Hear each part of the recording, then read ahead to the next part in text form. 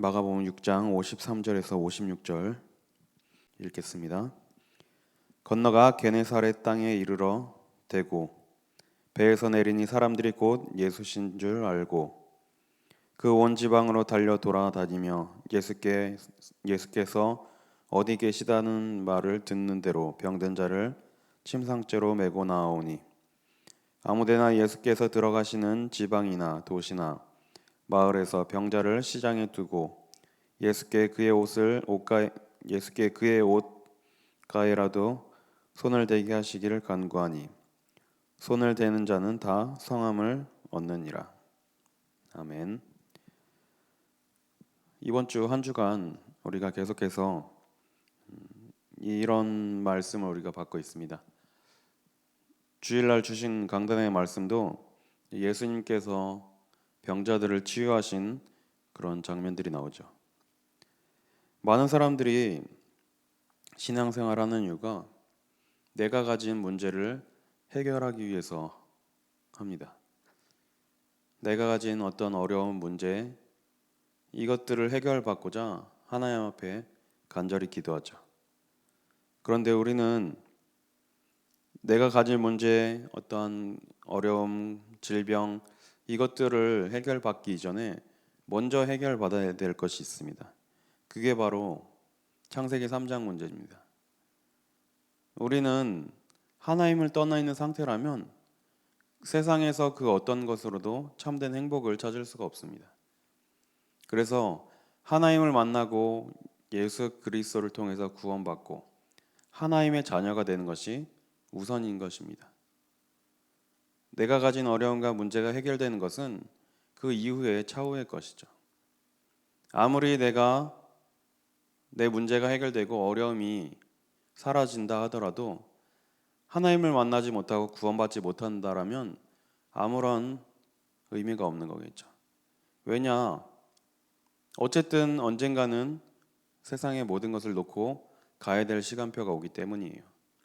그래서 우리는 참된 치유가 무엇인지 바르게 알아야 됩니다. 참된 치유는 먼저 예수님을 그리스도로 믿고 하나님의 자녀가 되는 것이 참된 치유입니다. 하나님께서 예수 그리스도를 이 땅에 보내신 이유는 그리스도를 믿고 하나님 자녀의 신분과 권세를 회복하고 하나님 자녀로서의 중요한 응답을 누리며 살게 하시기 위함입니다. 예수님은 그리스도로 이 땅에 오셨습니다. 그리스도란 말은 우리 모든 인간이 해결할 수 없는 영적인 문제, 하나님을 떠나고 죄에 빠지고 사탄에게 잡혀서 멸망당할 수밖에 없는 이 문제를 해결하기 위해서 보내신 것입니다.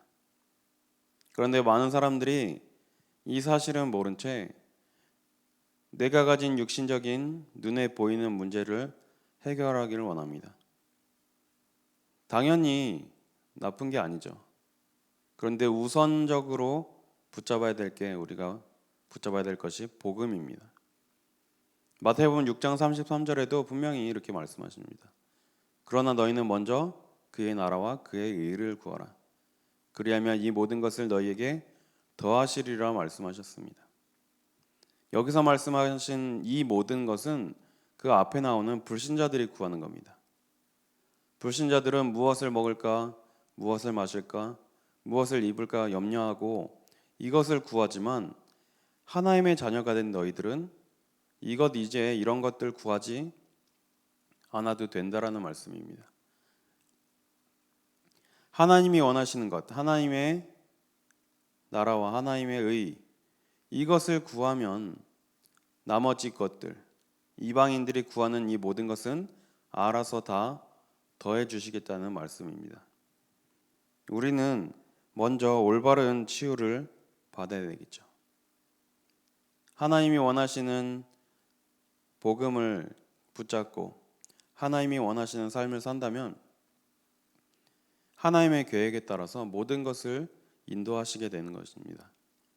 그래서 우리의 모든 운명이 바뀌는 것이 참된 치유의 시작입니다. 운명이란 단어는 사실 우리가 쓰는 단어는 아니죠. 불신자들이 쓰는 단어긴 한데 불신자 상태로 죄와 저주에 묶여서 멸망할 수밖에 없고 죽을 수밖에 없는 그 상태에서 빠져나오는 것이 참된 치유의 시작입니다. 구약 성경에 보면 욥기서가 나오죠. 욥이란 인물이 이제 살고 있는데 이 욥이 얼마나 신실한 사람이었는지 자녀가 10명 있었는데 10명 자녀의 숫자대로 매일 하나님께 제사를 드렸습니다.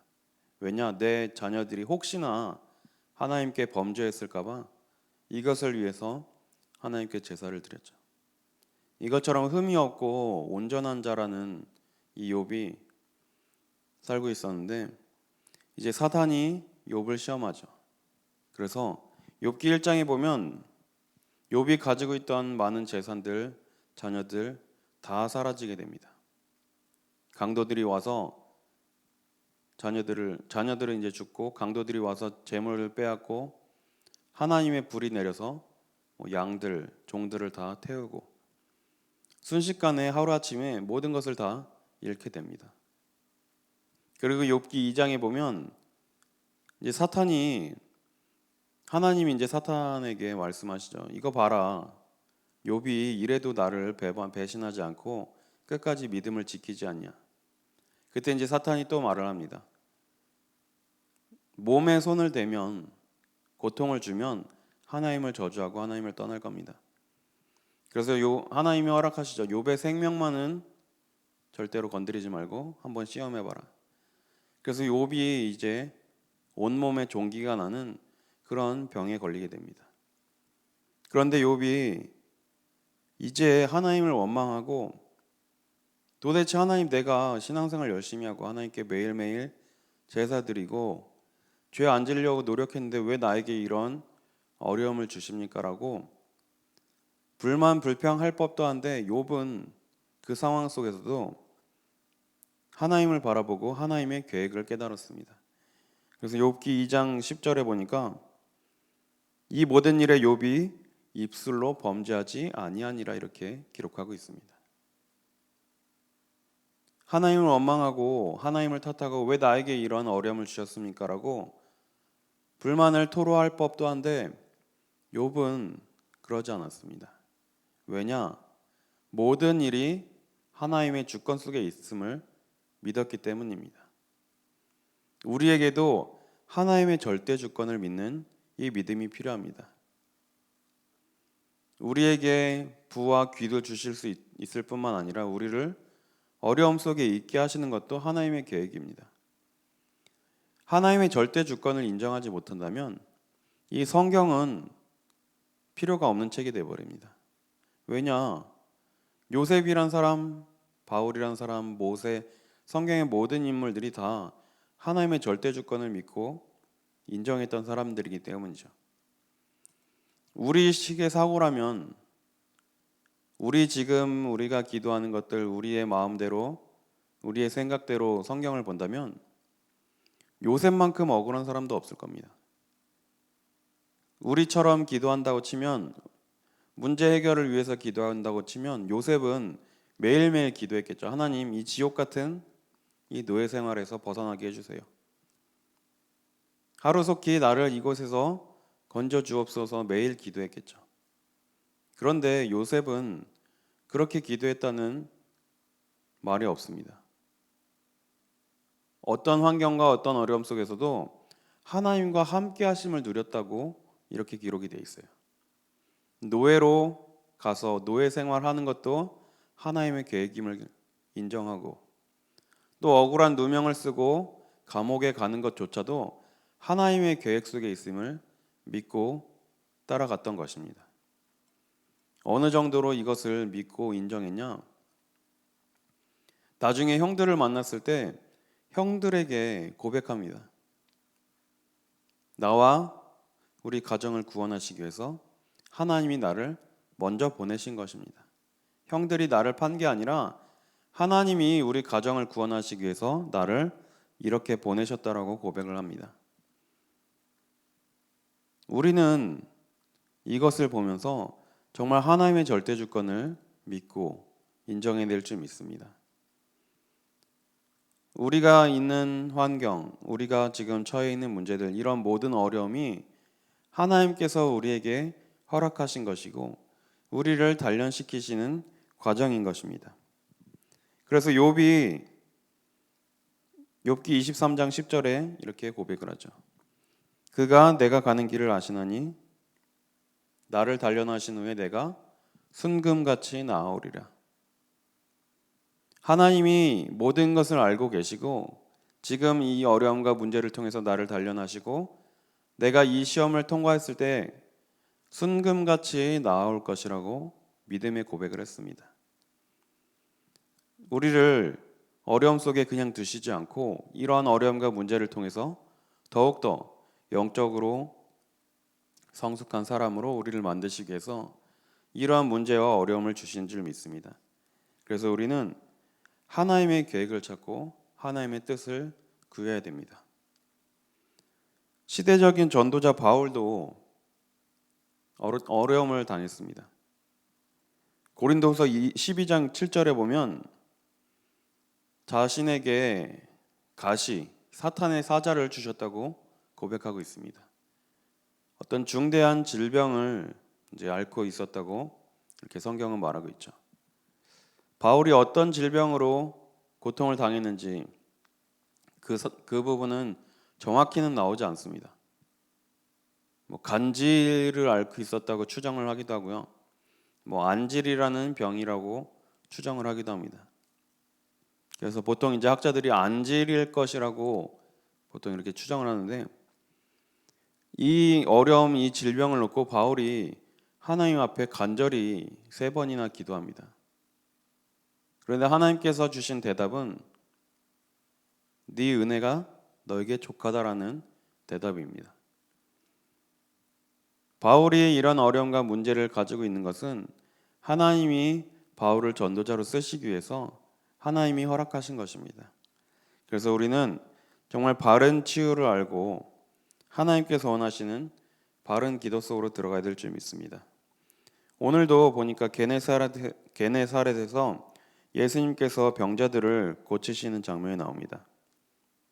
그런데 많은 사람들이 예수님이 오셨다는 소문을 듣고 예수님을 따라다닙니다. 그리고 56절에 보니까 예수께 그의 옷가에라도 손을 대게 하시기를 간구하니 손을 대는 자는 다 성함을 얻으니라. 우리가 정말 예수 그리스도를 붙잡고 복음을 붙잡고 하나님께로 나온다면 하나님께서 우리를 성하게 하실 줄 믿습니다. 오늘 이 아침에 복음에 집중하고 하나님께 집중하며 기도할 때 성함을 얻는 시간이 되시길 바랍니다. 우리 이번 주 주신 강단의 말씀에도 중풍병자를 고치시기도 하고 혈루증 걸린 여인을 고치시기도 하셨죠. 그리고 맹인들의 눈을 뜨게도 하셨어요. 그런데 그 맹인들이 예수님을 따라오면서 뭐라고 외치죠? 다윗의 자손 예수여. 이 말은 구약 성경의 모든 선지자들이 예언한 그 예언의 주인공이 바로 예수님입니다라는 고백입니다. 마태복음 1장 1절도 이렇게 시작하죠. 아브라함과 다윗의 자손 예수 그리스도의 계보라. 다윗의 자손 예수여라고 고백한 것은 예수님 당신이 바로 그리스도이십니다라는 고백입니다. 우리에게 먼저 이러한 고백이 있어야 될 줄 믿습니다. 예수님을 그리스도로 믿고 예수님이 하나님께서 보내신 그 메시아이심을 믿는 것이 우선입니다. 그래서 오늘 이 아침에 우리가 복음에 집중하고 하나님께 깊이 집중할 때 하나님께서 우리의 모든 것을 치유하시고 우리를 깨끗게 하실 줄 믿습니다.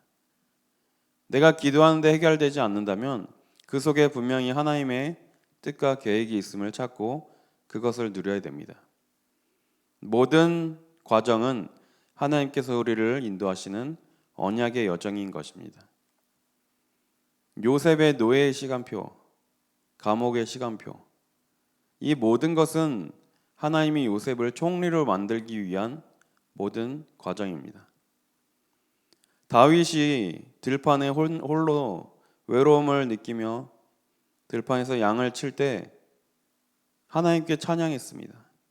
하나님이 함께 하심을 누리고 자기가 있는 환경 속에서 자신의 그러한 기능을 최고로 만들었습니다. 이 하찮고 별거 아닌 작은 일이 다윗을 왕으로 만드는 중요한 일이 되었습니다. 별것 아닌 돌 던지는 기술이 시대적인 어려움인 골리앗을 쓰러뜨리는 그런 응답으로 이어졌고요. 별 볼 일 없는 양을 치고 양을 돌보는 이 기술들이, 이 마음들이 백성들 하나하나를 살피고 돌보는 왕의 마음으로 하나님이 만드신 것입니다. 그렇다면 우리가 가지고 있는 이런 어려움과 환경들, 하나님께서 우리를 중요한 자리에 세우시기 위하여, 우리를 증인으로 세우시기 위하여 하나님께서 허락하시고 하나님께서 우리에게 주신 언약의 여정인 줄 믿습니다. 오늘 하루도 하나님의 계획을 찾고 정말 하나님 앞에 내가 어려움을 당하는 것이 있다면 간절히 놓고 기도하시길 바랍니다. 간절히 치유해달라고 기도하기 전에 정말 다윗의 자손 예수요, 예수님이 그리스도이심을 믿습니다라고 고백하고 하나님께 엎드리시길 바랍니다. 하나님은 우리에게 모든 것을 좋은 것으로 주실 줄 믿습니다. 그래서 내가 원하는 것, 내가 기도하는 것이 해결되는 것도 응답입니다. 그런데 해결되지 않는 것도 응답입니다. 또 아무런 응답이 없는 것 같지만 그것조차도 하나님의 응답입니다. 오늘 하루도 하나님의 계획 속에서 정말 많은 사람들에게 복음을 전하며 많은 사람들을 치유하고 많은 사람들을 살리는 일에 귀하게 쓰임받는 우리 성도님들 되시기를 기도하겠습니다. 하나님 감사합니다. 우리를 구원하시기 위하여 예수 그리스도를 보내시고 십자가의 모든 구원을 완성하시니 감사드립니다. 날마다 십자가의 피 흘리심을 기억하게 하시고 예수 그리스도의 대속을 날마다 누리며 많은 사람들에게 증거하게 하여 주옵소서. 그래요, 많은 사람들을 살리고 많은 사람들을 하나님께로 돌아오게 하는 일에 귀하게 헌신하게 하여 주옵소서. 하나님, 이 아침 우리가 고백합니다. 예수님은 다윗의 자손이시며 그리스도이심을 믿습니다. 우리가 이 시간 복음에 집중하며 하나님께 깊이 집중할 때 하나님 힘을 허락하여 주옵시고 참된 치유, 올바른 치유를 체험하는 시간 되게 하여 주옵소서. 이제는 우리 주 예수 그리스도의 은혜와 하나님의 사랑하심과 성령님의 내주인도 역사 교통 충만케 하심이 올바른 치유를 체험하며 많은 사람들에게 복음을 전하여 많은 사람들을 살리기 위하여 도전하는 우리 귀한 성도님들 위해 또 우리 늘 좋은 교회 위에 지금으로부터 영원까지 항상 함께 있을지어다. 아멘.